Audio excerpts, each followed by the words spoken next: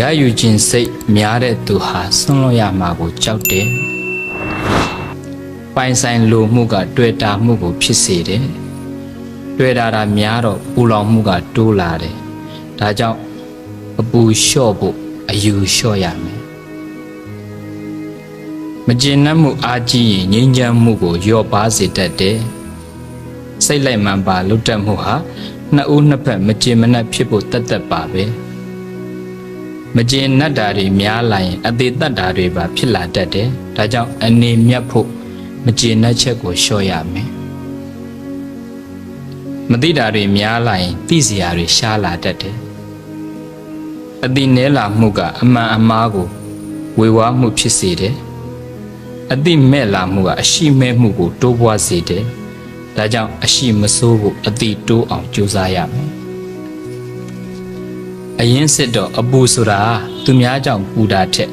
ကိုယ်လောဘကိုယ်ဒေါသကိုယ်မောဟတွေကပဲပူနေတာဖြစ်ပါတယ်ဒီစာစုလေးကအမှန်အဖြစ်တော့အလုံးသိပြီးသားကိလေသာတရားတွေပါပဲဒါပေမဲ့ဘုန်းကြီးတို့ကလူငယ်လေးတွေနားလည်နိုင်အောင်ဒီတရားတော်တွေကိုစာအုပ်လေးတွေကိုဖတ်ပြီးတော့ဖတ်လိုက်တာနဲ့အတိလေးတွေဆွဲသွားအောင်ဒီနေ့ခေတ်စကားလေးတွေနဲ့ခေတ်ပေါ်စကားလုံးတွေသုံးပြီးတော့ရေးထားခဲ့တာဖြစ်ပါတယ်အပူလျှော့ဖို့အယူလျှော့ရမယ်ဒီစကားလုံးလေးအပူတွေများခြင်းအပူတွေပေါ့ခြင်းအယူလျှော့ရမယ်ဒီမှာအဲ့ယူနေတာတွေကလည်းပဲအပူကိုတိုးစေတာယူတာကလောဘပဲအယူများတဲ့သူကဆွန့်လွတ်ရမှာကြောက်တယ်ဆွန့်လွတ်ရမှာကြောက်မဆွတ်နိုင်ဘူးမဆွတ်နိုင်တော့တွေ့ထားတာတွေ့ထားတော့တွေ့တာများတာနဲ့အမြတ်သူကအပူကပိုတိုးတာအတွေ့ဆိုတဲ့သဘောကလူကိုပဲတွေ့ပစ္စည်းဝိထုကိုပဲတွေ့ရင်ပူတာတွေ့ရင်ပူတာပစ္စည်းဝိထုလေးပျောက်သွားမှဆိုလို့တန်ဖိုးကြီးထားလေတန်ဖိုးများထားလေသူကအပူကကြီးလေပဲကိုတန်ဖိုးထားတဲ့အရာလေးပစ္စည်းလေးများဆိုကြပါစို့ဟိုနိုင်ငံခြားမှာရှိနေတဲ့ကိုသားပဲဖြစ်ကိုသမီးပဲဖြစ်မေတို့ဖေတို့အတွက်ဆိုရင်လက်ဆောင်ပေးတယ်လူတွေမှမရခင်ကတော့ရတဲ့အပေါ်မှာဝမ်းသာကြရပြီးတဲ့နောက်ပိုင်းမှာအဲ့ဒီရထားတာတွေကစိတ်ထားမတက်ရင်ရှိတာနဲ့အမျှအပူကတိုးတာလောကမှာတချို့ကပေးရတာကိုပျော်တဲ့သူရှိတယ်ယူရတာကိုပျော်တဲ့သူရှိတယ်ပေးတာကိုပျော်တဲ့သူကြတော့အဲ့ဒီပေးခြင်းရဲ့နောက်မှာသူကပီတိတွေပဲတိုးတက်တယ်ယူတာကိုပျော်တဲ့သူကြတော့ရတဲ့အခိုက်အတန့်မှာပျော်ရပါမယ်အဲ့ဒီနောက်ပိုင်းမှာစိုးရိမ်မှုတွေတောကတွေပဲတိုးစီအယူများတဲ့သူကအပူများတယ်ဆိုယူတာများရင်လေးသွားတယ်ပေးတဲ့သူကပေါ်တယ်ယူတဲ့သူကလေးတယ်ဒါသဘာဝအကျိုးပစ္စည်းလေးရလာတယ်အိုးငါသမီးလေးပေးလိုက်တာငါသားလေးပေးလိုက်တာတန်မိုးကြီးရလေဆွဲကြိုးကြီးပဲထားတော့အဲ့ဒီဆွဲကြိုးကြီးရလာရခါစားဒါလေးကြည့်ပြီးတော့ပျော်တာနောက်တော့ညကြတော့အဲ့ဒါဘယ်မှာထားရမှမသိဘူးထားစရာမရှိဘူးအိမ်မှာကြောက်လဲစိတ်ကမကြဟုတ်တကိုးတွေကပေါ်အလုံးမှသွားထားပြတော့လဲမီးပေးရလဲရှိကြောက်နေရဆိုတော့မရခင်တော့ရခြင်းရလာတဲ့အခါကျတော့ရပြီးသားအပေါ်မှာစိုးရိမ်မှုတွေကရှိလာတဲ့အခါကျတော့အဲ့ဒီရလုံမှုကြီးလေသူကတောကများလေပူလောင်မှုကများလေပူပန်မှုကများလေဆိုတော့ကျိုးကမရှိဒုက္ခရှိဒုက္ခဆိုမရှိလို့ပူတဲ့အပူနဲ့ရှိလို့ပူတဲ့အပူကရှိလို့ပူတဲ့အပူကပိုးပူတယ်မြတ်စွာဘုရားကအနှစ်သာရတွေထဲမှာတဲ့သူကဟိုဆုံးလို့မှုမပါတဲ့ပိုင်ဆိုင်မှုဟာအနှစ်မရှိဘူးတဲ့ဘုရားကမဲ့ဆုံးလို့မှုမပါတဲ့ပိုင်ဆိုင်မှုဟာအနှစ်မရှိဘူးတဲ့ပစ္စည်းဝတ္ထုတွေဘလောက်ပဲပိုင်ဆိုင်တာတဲ့ဆုံးလို့မှုမပါရင်အဲ့ဒီပစ္စည်းဝတ္ထုကအနှစ်မရှိဘူးလို့ပြောတာစာပေမှာကတော့ပင်စနံဝေရဏံသတ္တရဏဘာဝေနနိတ္တရတ္တဣမတ္တဒနတ္တဒါနံနာမတာရောပိစနံဝေရဏံယံသူမျိုး၅ပါးတို့နဲ့သာဒရဏဘာဝေနအမြဲမပြတ်ဆက်ဆံ၍နေတတ်တဲ့အတွက်ကြောင့်နေတ္တရတနှစ်သာရရှာမရသောဣမတ္တဒနတ္တ မိမိတို့ရှားပွေစုဆောင်းထားတဲ့စီစဉ်ဥစ္စာတို့ရဲ့တာရောနာမတန်ဖိုးဆိုတာကဒါနံဆွန့်လွတ်ခြင်းပါပဲဒါနလုပ်ခြင်းပဲစီစဉ်ဥစ္စာရှားပွေစုဆောင်းထားတဲ့စီစဉ်ဥစ္စာဆိုတာကတဲ့ရန်သူမျိုးတွေနဲ့အမြဲဆက်ဆံရန်သူမျိုး၅ပါးရေကြောင့်လည်းပဲပျက်စီးတတ်တယ်မီးကြောင့်လည်းပဲပျက်စီးတတ်တယ်မင်းကြောင့်လည်းပဲပျက်စီးတတ်တယ်တခိုးဓမြတွေကြောင့်လည်းပျက်စီးတတ်တယ်အမွေခံသားစုသမီးစုဒါတွေကြောင့်လည်းပျက်စီးတတ်တာဆိုတော့ကိုရရှိထားတဲ့စီစဉ်ဥစ္စာဆိုတာအမြဲတမ်းအခြေပြေးပျက်စီးနိုင်တယ်ပျက်စီးနိုင်တဲ့အတွက်ကြောင့်အဲ့ဒီပျက်စီးနိုင်တဲ့စီစဉ်ဥစ္စာကြီးဒီတိုင်းထားတန်ဖိုးမရှိဘူးလေတန်ဖိုးမရှိဘူးဒါကြောင့်သူ့ကိုအသုံးချပြီးတော့ဆွန့်လွတ်နိုင်ရင်အဲ့ဒီပိုင်ဆိုင်မှုဟာတန်ဖိုးတက်လူတွေကပစ္စည်းဥစ္စာကိုအရေးတကြီးကြည့်နေပေမဲ့သေသွားရင်အကုန်ထားခဲ့ရတာဖြစ်တဲ့ကြောင့်အဲ့ဒီပိုင်ဆိုင်မှုများရဲ့တန်ဖိုးတည်ယူသွားလို့မရဘူးဒါပေမဲ့သူ့ကိုအစာအလူဒါနလို့ဆွန့်လွတ်ပြီးတော့ယူသွားရင်ဒီပစ္စည်းကကိုယ်နဲ့တပါးနဲ့ပါသွားတဲ့အတွက်ကြောင့်ပိုင်ဆိုင်မှုဆိုတာဆွန့်လွတ်မှုရှိမှတန်ဖိုးရှိတယ်တဲ့ဆွန့်လွတ်မှုမပါတဲ့ပိုင်ဆိုင်မှုဟာအနှစ်မရှိဘူးအဲ့ဒါပြောတာဆွန့်လွတ်မပါတဲ့ပိုင်ဆိုင်မှုတည်အနှစ်မရှိဘူးဆိုတော့ကိုမှဆွန့်လွတ်တယ်ဆိုတာလည်းပဲစွန့်ရင်လွတ်သွားတာမစွန့်လို့မလွတ်တာဘုန်းကြီးနောက်ပိုင်းမှာဒီစာလေးတစ်ပုဒ်ရေးကိုအဲ့ဒါလေးတစ်ခုစကားလုံးလေးနှလုံးရစွန့်လွတ်မှုနဲ့ခွင့်လွတ်မှုဆိုအဲ့ဒါလေးစာတစ်ပုဒ်ထပ်ရေးပါအောင်မယ်ဘာလဲဆိုတော့စွန့်လွတ်မှုနဲ့ခွင့်လွတ်မှုဆိုတာတယောက်နဲ့တယောက်ပေါင်းသင်းနေထိုင်ကြပြီဆိုရင်မစွန့်နိုင်ရင်တော့ခွင့်လွတ်နိုင်အောင်ကြိုးစားရခွင့်မလွတ်နိုင်ဘူးဆိုရင်တော့စွန့်ပလိုက်မှရအဲစွန့်လွတ်မှုနဲ့ခွင့်လွတ်ဘယ်သူနဲ့ပဲဖြစ်ဘယ်သူနဲ့ပဲပေါင်းနော်သူ့ကိုမစွန့်နိုင်ဘူးသူနဲ့ဆက်ရှိနေမယ်ဆိုရင်တော့ခွင့်လွတ်နိုင်အောင်ကြိုးစားမစွန့်နိုင်ရင်ခွင့်လွတ်နိုင်အောင်ကြိုးစားခွင့်မလွတ်နိုင်ဘူးဆိုရင်စွန့်လွတ်နိုင်အောင်ကြိုးစားအဲ့ဒီကတွဲနေတာအစွန့်လွတ်မှုနဲ့ခွင့်လွတ်မှုမစွန့်နိုင်ဘူးဆိုရင်သူကခွင့်လွတ်နိုင်အောင်ကြိုးစားလူချင်းချင်းဆက်ဆံတယ်ပစ္စည်းဝတ္ထုလည်းထို့အတူပဲမစွန့်နိုင်ဘူးဆိုရင်သူကပူလောင်မှုကတိုးတယ်ဖြစ်တဲ့အတွက်ကြောင့်အဲ့တော့စွန့်နိုင်ရင်အပူကလျော့မယ်ယူကျင်တာတွေများရင်အပူကတိုးတာဖြစ်တဲ့အတွက်ကြောင့်အပူလျော့ခြင်းအယူလျှော့ဆိုတဲ့အဲ့ဒါပြောတာအပူလျော့ခြင်းယူတာလျှော့ယူရဲဆိုတာပစ္စည်းဝတ္ထုကိုယူမှယူတာမဟုတ်စကားလုံးတွေယူတာလဲယူတာပဲခံစားချက်တွေယူတာလဲယူတာပဲဘလို့ပြောသွားတယ်ဆိုတဲ့ဟာကအဲ့စကားလုံးကိုကိုယ်ကယူလိုက်တာဘလို့ဆက်ဆံသွားတယ်ဆိုတာကသူ့ရဲ့အမူအရာကိုကိုယ်ကယူလိုက်တာပစ္စည်းယူမှယူတာမဟုတ်ဘူးဘာပဲယူပြိတ္တယူရဲဆိုရင်ပူတာပဲဆိုတော့အပူပေါ့ခြင်းတော့အယူလျှော့မယ်ပစ္စည်းယူခြင်းနဲ့စိတ်တွေလဲလျှော့ကျန်တဲ့စကားလုံးတွေကျန်တဲ့အာယုံတွေယူခြင်းတာလေးလျှော့အဲ့ဒါကြီးလျှော့နိုင်ရင်တဲ့အယူလျှော့ရင်အပူပေါ့မယ်ဆိုတော့ယူကျင်တာကလောဘကိုဆွန့်လွတ်နိုင်တာကဒါနသွားတာအဲ့နဲ့စန့်ကျင်ဘက်တူလောဘကိုဒါနနဲ့ပဲသူကအနိုင်ယူရတာဒါနနဲ့အတိုင်းနိုင်ယူရဆွန့်လွတ်မှုကိုတွေ့တာမှုဆိုတာဆွန့်လွတ်မှုနဲ့ပဲအနိုင်ယူရဆွန့်လွတ်မှုမပါတဲ့တွေ့တာမှုကအနှင်းမရှိဘူးဆိုတော့ဘလောက်ပဲတွေ့တခါကြရင်တိတ်တွေ့လို့တိတ်ခံစားရင်တိတ်လေးလိုက်လွတ်ချလိုက်လူကိုတွေ့လို့ငါကတွေ့လိုက်ရတာထက်ကတွေ့ထက်ကသတိရကိုကတွေ့ပြီးသတိရနေဟိုဘက်ကသတိမရဘူးသူဟာသူနေအဲ့တော့ကိုကဖြစ်နေတာဆိုအဲ့ဒီသတိရနေတဲ့စိတ်ကိုရှော့ချလိုက်လွတ်ချလိုက်တိတ်လေးလိုက်လွတ်ချလိုက်ရင်ကိုပေါ့သွားတာတခါကြတော့ဟိုလူတွေမှာငါသတိရတယ်လို့သူလည်းသတိရစေချင်တာအမှန်ကတော့သူစိတ်နဲ့ကိုယ်စိတ်မတူသူသတိရမယ်ကိုသတိရချင်မှရမှာကိုသတိရရင်သူသတိရချင်မှရမှာငါမရှိရင်မဖြစ်ဘူးဆိုတဲ့အတွေးနဲ့ဘာမှလုပ်လို့မရဘူးငါမရှိလဲသူ့အတူဖြစ်သွားတာအများကြီးဆိုတော့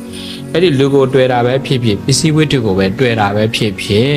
သူကအတွေ့များရင်အပယ်တောင်သွားတတ်တဲ့အတွေ့များရင်ပယ်သွားတာနော်တွေ့တာမှုကလေအတွေ့များရင်အပယ်ထိသွားတာ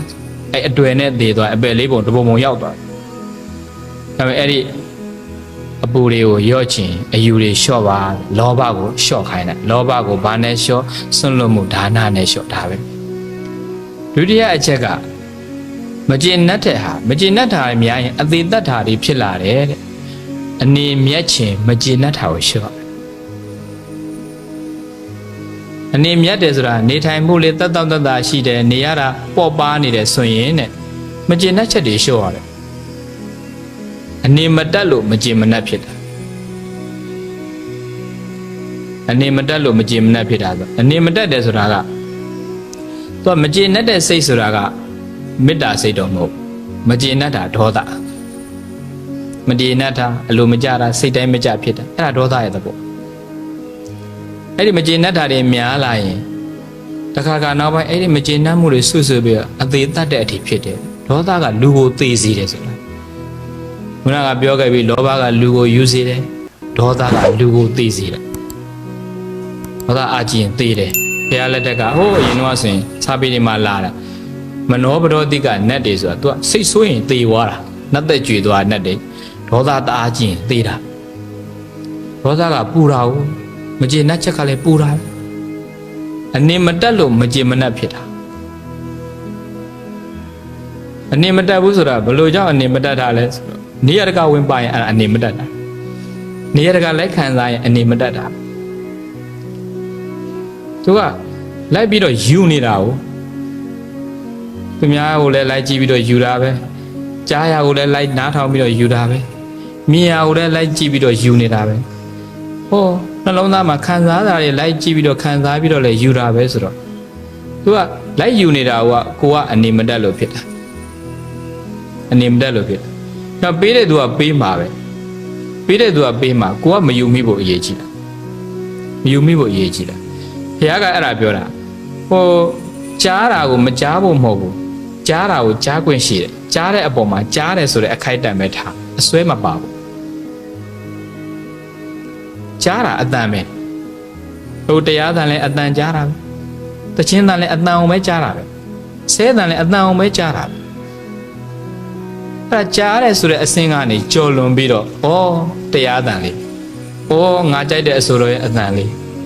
ဩငါ့ကိုအမနာပါပြောတဲ့အတန်လေးဆိုအတန်တွေကိုလိုက်ခံတာအတန်တွေကိုလိုက်ခံတာ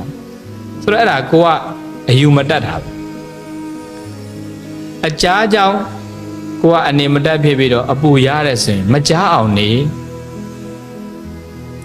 မကြားအောင်နေဆိုတော့နားကြီးကိုထိုးဖောက်လားထိုးဖောက်ဖို့မဟုတ်ဘူးကြားရင်ကြားတဲ့အခိုက်အတန့်မှာထားပြီးမဆွဲသွားဖို့အရေးကြီးအတန်အောင်မဆွဲဖို့သူကမဆွဲသွားဖို့အရေးကြီးတာဆွဲတယ်ဆိုတာမသိလို့ဆွဲသွားတာဟုတ်မသိတော့အဲ့ဒီအတန်ပေါ်အဆွဲပါသွားပြီးတော့ကောင်းတယ်ဆိုးတယ်ဖြစ်သွား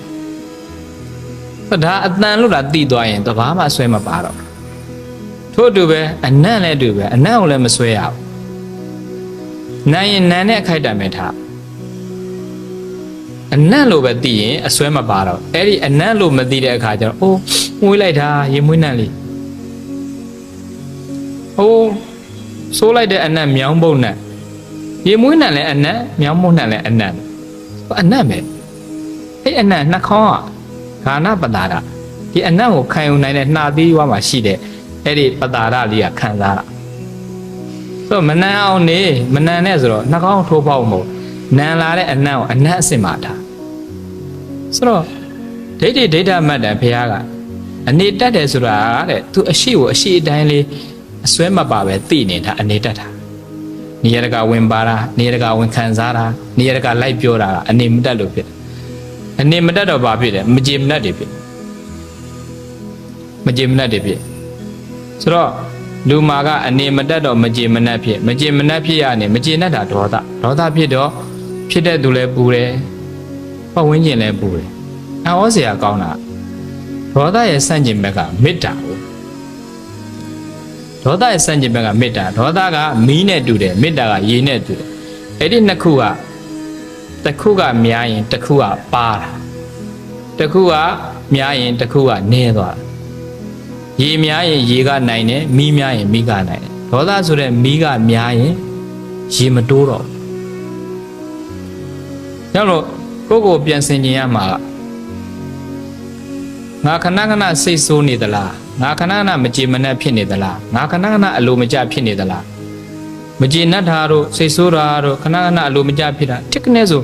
စိတ်ကဆက်ခနဲ့ဖြစ်ပြီးတော့ဒေါသထွက်သွားရင်အဲ့ဒါဒေါသအားကြီးလာတယ်လို့ခေါ်တယ်ကိုယ်တန်တယ် ကိုယ်စိတ်မှာဒေါသအားကြီးတဲ့လူကအလွယ်တကူစိတ်ဆိုးစိတ်တူတွေဖြစ်တတ်တယ်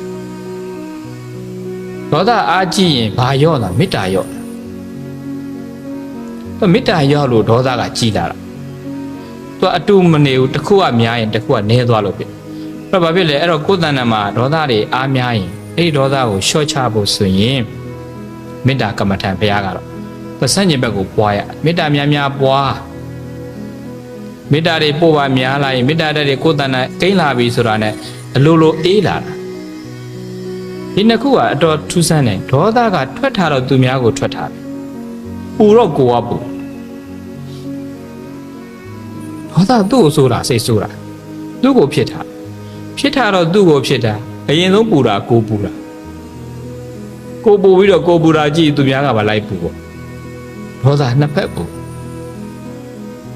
မေတ္တာကြတော့ပို့တာသူများကိုပို့တာအရင်ဆုံးအေးချမ်းတာကိုကအေးချမ်းဟောလုံးစုံများစွာတတ္တဝချမ်းသာကိုစိတ်မြဲပါစေဥပါယံပေကင်းစင်းဝေငြိမ်းအေးကြပါစေ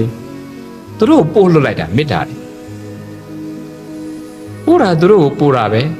ဟောပို့ရင်နဲ့မေတ္တာတည်းလေးရလာတဲ့အခါကိုယ်တိုင်အေးလာပို့တာကသူ့ကိုပို့တာအေးချမ်းတာကိုကအေးချမ်းတယ်ကိုအေးတော့သူများပါအေးသွားကိုပို့တဲ့မေတ္တာတွေစွမ်းနိုင်တဲ့အမြတ်ရောက်တာမေတ္တာကဘလောက်ဝေးရောက်တယ်အာယုံပြုတ်မှုမှန်ဖို့တော့လိုတယ်ခါကတချို့တွေ9ည10ညမနဲ့4နာရီခွဲထားပြီးတော့ဟောမေတ္တာတွေပို့တာလို့ဆိုများစွာတတ္တဝါချမ်းသာကိုယ်စီမြဲပါစေပါဇက်ကအော်တယ်လက်ကဖြန်းတဲ့ချင်းပိတ်ရဲ့အဲ့လိုမျိုးမေတ္တာတော့မစွမ်းဘူးမထီရဘူးသူကပါဇက်ကအော်နေတာစိတ်ကဟိုရောက်တည်းချင်းရိုက်နေအဲ့လိုမျိုးရှိမေတ္တာဆိုတာကဝစီကံမေတ္တာရောမနောကံမေတ္တာရောအာယုံပြုတ်ပြီးတော့ပို့နိုင်ရင်ဘလောက်ဝေးရောက်စကြဝဠာအပြင်မှာဟိုအမေရိကနေဒီကနေအမေရိကကိုလှမ်းပို့ရင်အာယုံနာပြုတ်နိုင်ရင်အဲ့ဒီလူရတယ်အမေရိကမှာသားသမီးရှိတယ်ဒီကရန်ကုန်ကမိဘတွေကလှမ်းပို့တယ်ဟိုကသားသမီးကအလိုလိုသိတယ်တယ်လီပသိနေအာယုံပြုတ်နိုင်ဖို့အရေးကြီးတာစိတ်ကလည်းရောက်တယ်အာယုံလည်းပြုတ်နိုင်တယ်မေတ္တာတက်လည်းတကယ်အကျိုးလိုလားတဲ့စိတ်ကလေးနဲ့ပို့ရစီဘလောက်ပဲဝေးမေတ္တာကရောက်တာအေးအာယုံပြုတ်မှုလွဲသွားရင်တော့ဗဇက်ကအော်နေတာမေတ္တာသိပ်ပြီးတော့မထီရောက်ဘူးဝစီကံကုသိုလ်တော့ဖြစ်တယ်ဒါပေမဲ့အစွမ်းတက်တွေသိပ်မပြေပါဘူးဘုန်းကြီးတို့စာပေမှာမေတ္တာကိုဘာနဲ့ဥပမာပေးလဲဆိုတော့ပင်လေလက်ကြီးတွေနဲ့ဥပမာပေးတယ်ပင်လေထဲမှာလက်နေတဲ့လက်တွေကဥရင်တောင်မြင်မှာလာဥတာတောင်မြင်မှာလာဥပြီးတော့သူ့ဥတွေကိုအဲ့ဒါတောင်တဲတောင်မြင်နဲ့ဖုံးထားပြီးတော့သူဖုံးထားခဲ့တဲ့နေရာလေးကိုမှတ်ပြီးတော့သူကပင်လယ်ထဲကိုဆင်းသွားတာကြက်တွေလိုလာပြီးမဝစ်တော့ဘူးအဲ့ဒါပင်လယ်ထဲကနေပြီးတော့မြုပ်ထားခဲ့တဲ့ဖုံးထားခဲ့တဲ့နေရာလေးကိုအာယုံပြီးတော့လိမ္မာကြီးကမေတ္တာပို့ပေးတာမေတ္တာနဲ့ဖောက်တာနောက်တော့အချိန်နဲ့တော့အဲ့လက်သားလေးပေါက်ပြီးပင်လယ်ထဲဆင်းသွားအမေနဲ့ပြန်တွေ့အဲ့ဒါတစုံတယောက်ကမြန်အဲ့မြုပ်ထားတဲ့တောင်မြင်ကလက်ဥတွေတူပြီးတခြားနေရာသွားမြုပ်ကြည့်အဲ့ဒီဥမပေါက်တော့ဘူးနေရာလွဲသွားတာနဲ့မပေါက်တော့ဟိုကဒီနေရာကိုလှမ်းပြူတာတနေရာလွဲသွားတော့အဲ့လက်ဥတွေမပေါက်တော့ဘူးမေတ္တာလည်းအဲ့လိုပဲတဲ့အာယုံပြုတ်မှုမှန်ရင်အကျိုးတရားမှုပို့ပြီးတော့ဆွမ်းအားရှိတယ်အာယုံလွဲသွားတာနဲ့မေတ္တာအစွမ်းမထက်ဘူးဆိုတော့မေတ္တာကပို့တာကသူ့ကိုပို့တာအေးချမ်းတာကိုကအရင်အေးချမ်းတယ်ကိုအေးချမ်းတော့သူများပါလိုက်အေးချမ်းတာဒေါသကသူများကိုဖြစ်တာပဲပူရကိုကပူတယ်ကိုပူတော့သူလည်းပူတယ်ဒေါသကနှစ်ဖက်ပူတယ်မေတ္တာကနှစ်ဖက်အေးတယ်ဆိုတော့အနေမတက်လို့ဖြစ်တဲ့မကျေနပ်တဲ့စိတ်ကဒေါသစိတ်ဖြစ်တဲ့အဲ့ဒီဒေါသကိုမေတ္တာတက်လေးနဲ့လျှော့ချဘုရားကပေးတာဒါကြောင့်မို့လောဘကိုအပူရော့ဖို့အယူလျှော့ရမယ်အနေမြတ်ဖို့မကျေနပ်တာတွေလျှော့ရမယ်နောက်တစ်ခုကမသိစိတ်ပဲမသိတာတွေများလာရင်သိစရာတွေရှားလာတယ်မသိတာကမောဟသိတာကအာမောဟပညာပဲမောဟလည်းကြောက်စရာကောင်းတယ်အဲ့ဒီမသိမှုကတခါတခါဘုန်းကြီးတို့စာပေမှာအဘိဓမ္မာသဘောအရာတွေရှိတယ်အဘိဓမ္မာသဘောအရလူတွေမှာလူလောကအရာကြည့်မယ်ဆိုရင်မကောင်းတဲ့အကုသိုလ်တစ်ခုကိုမသိပဲကျွလွန်တာနဲ့သိပြီးကျွလွန်တာဘယ်ဟာကပိုအပြစ်ကြီးလဲလို့မင်းလူတော်များများကသိပြီးကျွလွန်တာအပြစ်ကြီးပါတယ်ဘယ်ဟာဒါလောကဥပဒေကလည်းအဲ့လိုပဲ တိတိနဲ့လို့ရင်ပို့ပြီးတော့အပြစ်ကြီးတယ်နော်မသိဘဲနဲ့ကျွလွန်တာအပြစ်သက်သာတယ်လောကကြောင်းအဲ့လိုတွေးတာအဘိဓမ္မာရှုထောင့်ရတော့တိပြီးတော့အကုသိုလ်လှုပ်တာနဲ့မသိဘဲနဲ့အကုသိုလ်လှုပ်တာကတဲ့မသိဘဲလှုပ်တာပူကြီးတယ်တဲ့အကုသိုလ်ဘာနဲ့ဥပမာပေးလဲဆိုတော့မီးကြီးခဲနဲ့ဥပမာပေးတယ်ပြဖုံးထားတဲ့မီးကြီးခဲကြီးတာချစ်ချစ်တောက်ပူနေတဲ့မီးကြီးခဲကသိပြီးကင်တဲ့လူနဲ့မသိဘဲကင်တဲ့လူကဘယ်သူကပိုပူလဲဆိုတော့တဲ့မသိဘဲကင်တဲ့လူကပိုပူတယ်မိခဲကိုမိခဲမှမသိတော့အာရပစုတ်ကင်တော့ပိုပူတယ်မိခဲကိုမိခဲမှသိတော့ဖွားဖွားလေးမိညက်လေးနဲ့ကင်တဲ့လူကအပူတက်တာတယ်အာကုသိုလ်လည်းအဲ့လိုပဲအာကုသိုလ်လို့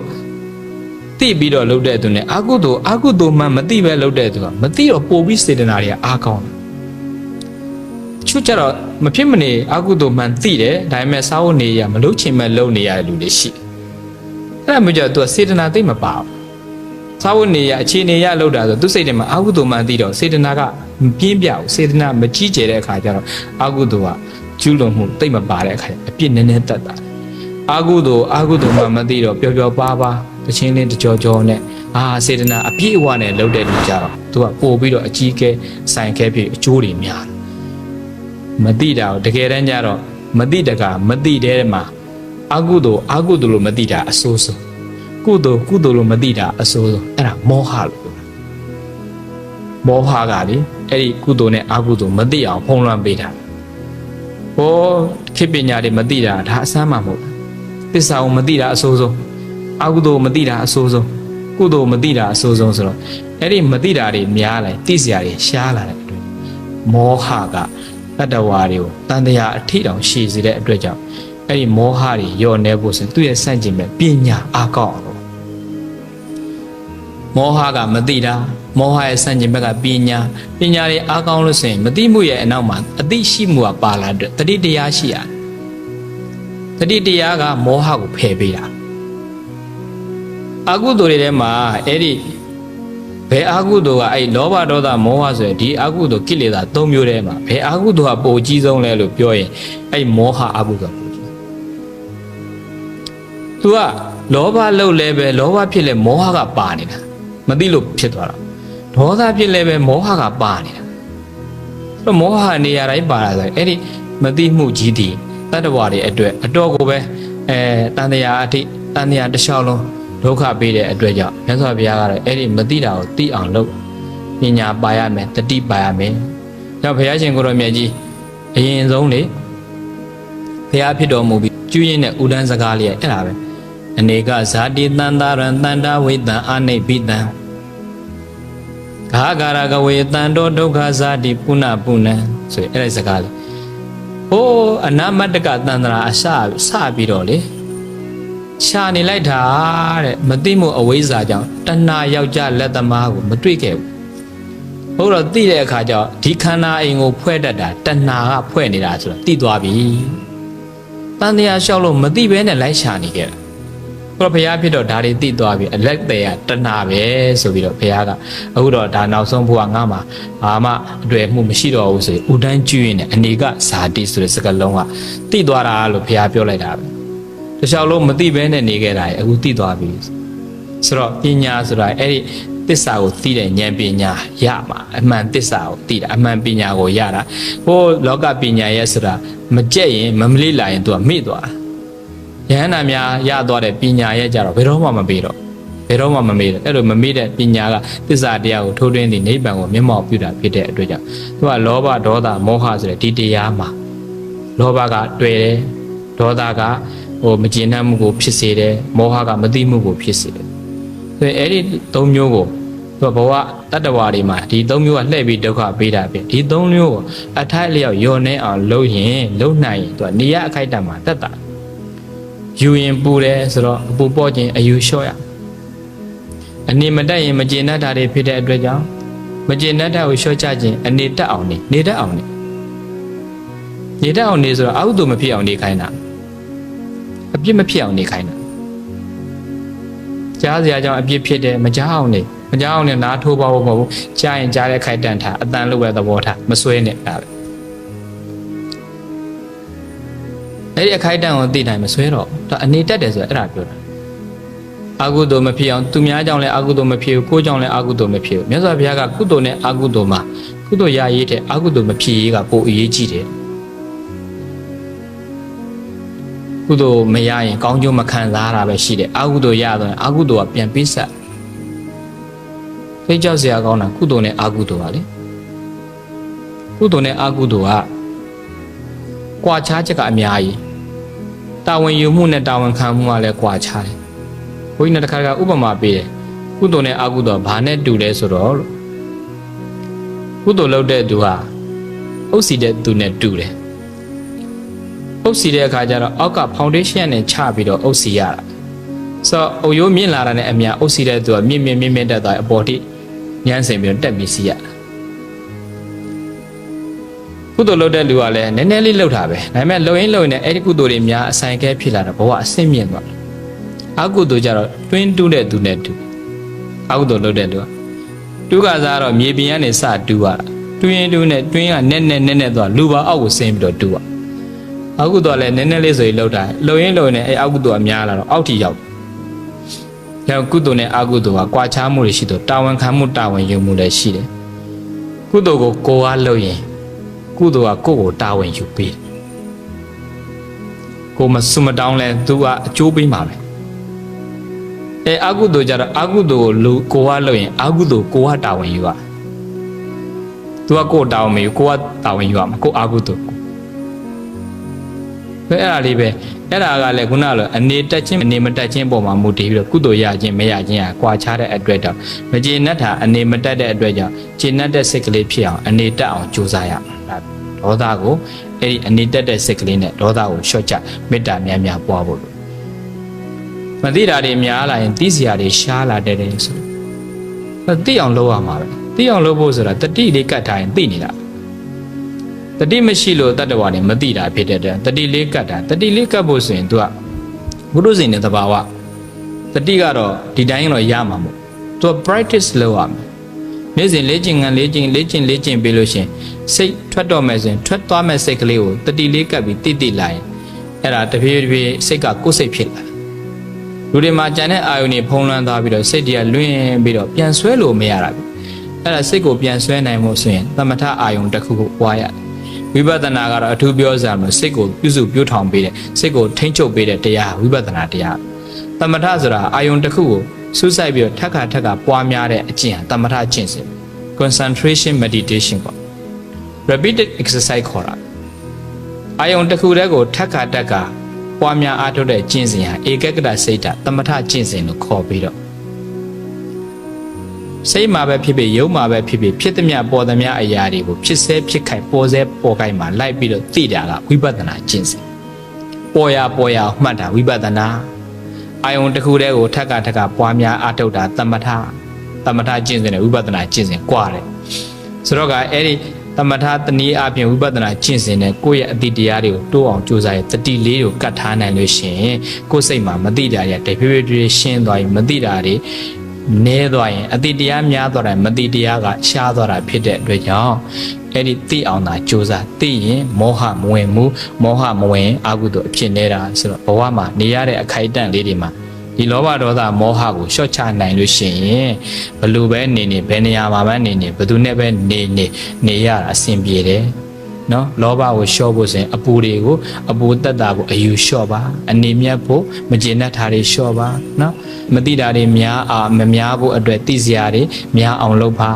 ဆိုတော့သိသွားပြီဆိုရင်မသိတာတွေရှားသွားတဲ့အတွက်ကြောင့်ဘဝမှာအတိတရားတာရှိနေရင်လူတိုင်းဟာကုသိုလ်နဲ့အကုသိုလ်ခွဲခြားပြီးတော့ကောင်းတာလေးတွေမှာရွေးချယ်မကောင်းတာလေးရှောင်ကျဉ်လို့ရသွားတဲ့အတွက်ကြောင့်ကိုဘဝခိုက်တက်မှာကိုပြုပြင်ဆင်ရင်ပြီးတော့လောဘဒေါသမောဟတွေတဖြည်းဖြည်းလျှော့နိုင်သမျှလျှော့ချပြီးတော့ဘဝကိုအစဉ်တန်းမြင့်တဲ့သူများဖြစ်အောင်ကြိုးစားအားထုတ်နိုင်ကြပါစေကုန်တော့တည်း